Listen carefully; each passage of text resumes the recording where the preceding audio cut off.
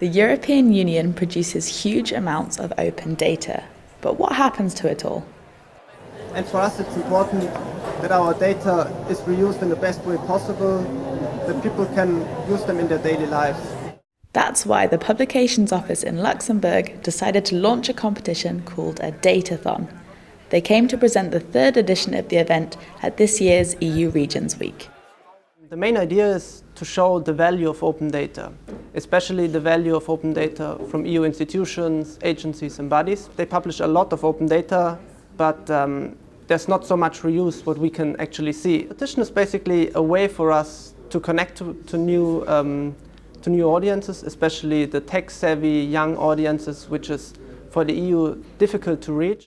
12 finalists selected from 99 entries across Europe had to find a way to make the EU's open data more manageable.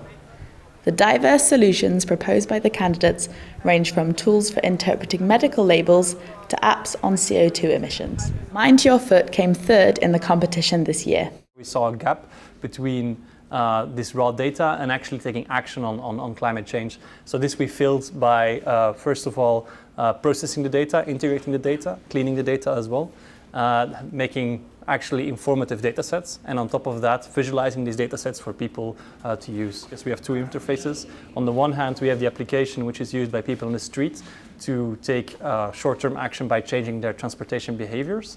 And on the longer term, the other user group is for governments and companies to take data-driven decisions on top of that data that we gathered. The Datathon shows that when data are formatted in a smart way, they can be useful not just for big organizations, but also for citizens.